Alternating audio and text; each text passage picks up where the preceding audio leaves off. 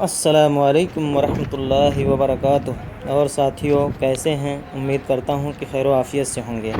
آئیے میں آپ لوگوں کو آج بتاریخ 4 جون سن 2020 بعد نماز مغرب مسجد قبلتین کی تاریخی زیارت کراتا چلوں۔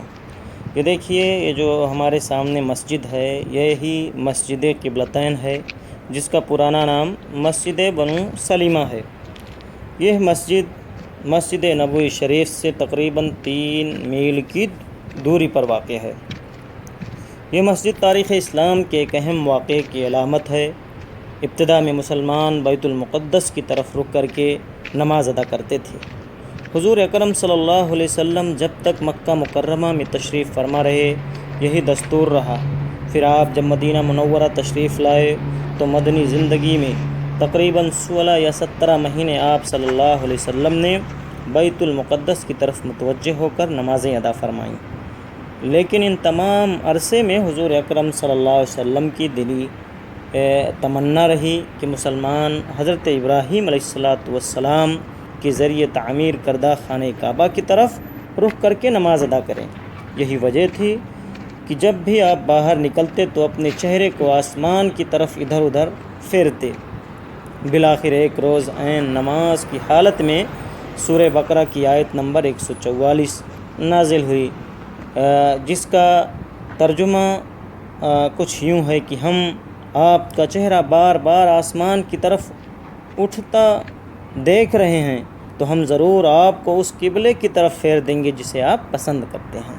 پھر آپ اپنا منہ مسجد حرام یعنی خانہ کعبہ کی طرف پھیر لیں، اور جہاں کہیں بھی آپ ہوں اپنے منہ کو اس کی طرف یعنی خانہ کعبہ کی طرف پھیر لیں۔ تو یہ دیکھیے، یہ اس کے مینارے ہیں، گنبد بھی آپ کو نظر آ رہا ہے۔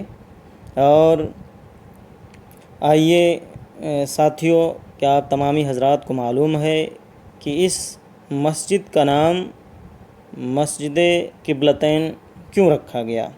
یا اسی طریقے سے ہمارے ذہن میں بارہا یہ اشکالات پیدا ہوتے ہیں کہ آخر وہ کون سی جگہ ہے کہ جہاں تحویل قبلہ یعنی قبلہ بیت المقدس جو کہ مدینہ سے شمال کی طرف پڑتا تھا، وہاں سے پھیر کر اللہ رب العالمین نے خانہ کعبہ جو کہ مدینہ سے جنوب کی طرف پڑتا ہے، کس جگہ، کس مسجد میں، کس مقام میں تحویل قبلہ کا واقعہ پیش آیا۔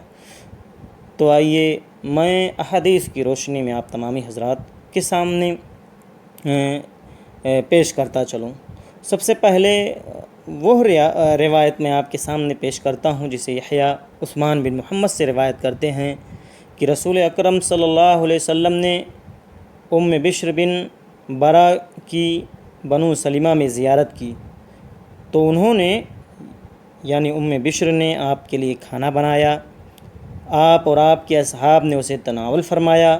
پھر ظہر کا وقت ہو گیا تو آپ اور آپ کے اصحاب نے مسجد قبلتین میں نماز ادا فرمائی۔ پھر جب 2 رکعت ادا کر سکے کہ اللہ کی طرف سے حالت نماز میں، دوران نماز میں وحی نازل ہوئی، جس پر آپ اور آپ کے اصحاب نے خانہ کعبہ کی طرف اپنا رخ پھیر لیا، لہٰذا اسی وجہ سے اس مسجد کا نام مسجد قبلتین رکھا گیا۔ دوسری ایک روایت ہے جو اس کے خلاف ہے، جسے محمد بن جابر رضی اللہ عنہ نے روایت کی ہے کہ جب قبلہ تحویل کا حکم صادر ہوا تو لوگوں کی ایک جماعت مسجد قبلتین میں ظہر کی نماز ادا کر رہی تھی۔ ابھی یہ لوگ 2 رکعت ہی نماز پڑھے تھے کہ ایک منادی تحویل قبلہ کی خبر لے کر آیا، جس پر وہ جماعت یہاں خانہ کعبہ کی طرف بیت المقدس سے پھیر کر خانہ کعبہ کی طرف متوجہ ہو کر نماز ادا کرنے لگی۔ اسی طرح اسی روایت کی تائید برا بن عازب رضی اللہ تعالیٰ عنہ کی بھی روایت کرتی ہے، جسے امام بخاری رحمہ اللہ نے تحویل قبلہ کے سیاق میں ذکر فرمایا ہے کہ نبی کریم صلی اللہ علیہ وسلم کے ساتھ ایک آدمی نے نماز پڑھی، پھر جب اس کا گزر انصار کی ایک جماعت کے پاس سے ہوا جو عصر کی نماز بیت المقدس کی طرف رخ کر کے ادا کر رہے تھے، تو اس نے یہاں پہنچ کر کہا کہ میں گواہی دیتا ہوں کہ میں نے نبی اکرم صلی اللہ علیہ وسلم کے ساتھ نماز ادا فرمائی ہے اور آپ نے خانہ کعبہ کی طرف رخ پھیرا ہے۔ یہ سن کر یہ نماز پڑھ رہے لوگ بھی خانہ کعبہ کی طرف اپنا رخ کر لیتے ہیں۔ اسی طرح رافع بن خدیج کی ایک روایت ہے کہ جس میں ذکر ہے کہ تحویل قبلہ کا واقعہ مسجد نبوی صلی اللہ علیہ وسلم میں نماز ظہر کے دوران ہوا ہے۔ اسی طرح بخاری و مسلم میں ابن عمر رضی اللہ عنہما سے مروی ہے کہ ہم لوگ مسجد قباء میں فجر کی نماز میں تھے کہ ایک منادی نے آ کر خبر دی کہ رسول اکرم صلی اللہ علیہ وسلم پر آج رات وحی کے ذریعے تحویل قبلہ کا حکم صادر ہوا ہے۔ پس لوگ خانہ کعبہ کی طرف مڑ گئے۔ ان تمام روایات کی روح سے دیکھیے، آپ نے سنا، ہم پتہ لگا سکتے ہیں، ہمیں پتہ چل رہا ہے کہ تحویل قبلہ کا جو واقعہ ہے یہ مختلف مساجد میں پیش آیا۔ لہٰذا اب ذہن میں یہ سوال پیدا ہوتا ہے کہ اس مسجد کو یعنی مسجد بنو سلیمہ کو اس نام سے خاص کرنے کا کیا مطلب رہ جاتا ہے، مگر اس اہم تاریخی قضیے میں ابن حجر رحمہ اللہ کی تحقیق ہے جس سے اشکال یہ ختم ہو جاتا ہے، اور وہ تحقیق یہ ہے کہ جس میں وہ فرماتے ہیں کہ مسجد نبوی صلی اللہ علیہ وسلم میں سب سے پہلی نماز جسے حضور نے خانہ کعبہ کی طرف رخ کر کے ادا فرمائی تھی یا فرمائی ہے وہ نماز عصر ہے۔ تو اس اعتبار سے مسجد بنو سلیمہ مسجد قبلتین نام دینے کے لیے سب سے مناسب ہے، اس لیے بھائی کہ یہی پہلی مسجد ہے کہ جس میں ایک نماز دو قبلوں کی طرف رخ کر کے ادا کی گئی۔ پھر یہ معاملہ دیگر مساجد میں مختلف نمازوں میں پیش آیا۔ یہ مسجد دیکھیے کہ بغل میں یہ مین روڈ ہے، مسجد کی دیکھیے یہ توسیع کی جا رہی ہے۔ سب سے پہلے آئیے نظر دوڑاتے ہیں کہ مختلف مراحل میں مسجد قبلتین کی تجدید و توسیع ہوئی ہے۔ سب سے پہلی تجدید مسجد نبوی کے خادمین جو تھے، ان کے جو ہیڈ تھے علی شاہین جمالی، انہوں نے سن 893 ہجری میں کروائی تھی۔ پھر سن 950 ہجری میں سلطان سلیمان نے کروائی تھی۔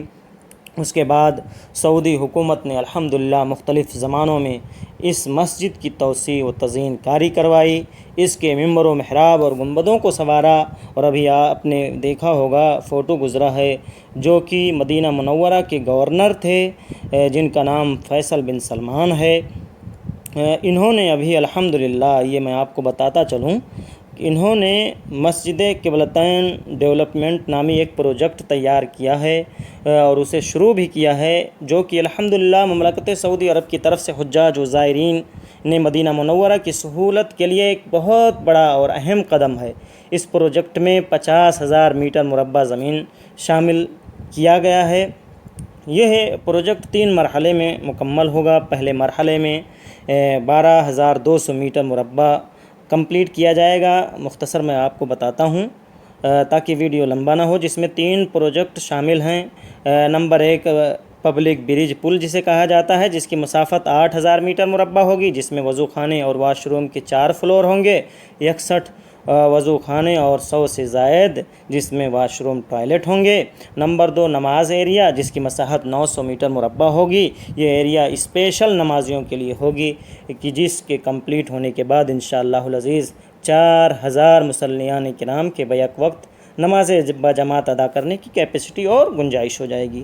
تیسرے نمبر پر کار پارکنگ ایریا ہے کہ جس کے اوپر مسجد سے متصل ایک بیسمنٹ ہوگا جو مسجد کے صحن کے طور پر جوڑا جائے گا۔ محترم ساتھیوں، ان تمام تاریخی مشروعات اور تجدید و توسیع کا مقصد سعودی حکومت کا اس مسجد کی ثقافتی و تاریخی و اسلامی اہمیت کو اجاگر کرنا ہے۔ اللہ رب العالمین سے دعا ہے کہ رب العالمین سعودی گورنمنٹ کو ان کارہائے نمایاں کے لیے بہترین بدلہ دے۔ اللہ رب العالمین ہمیں کہنے سننے سے زیادہ عمل کی توفیق عنایت فرمائے۔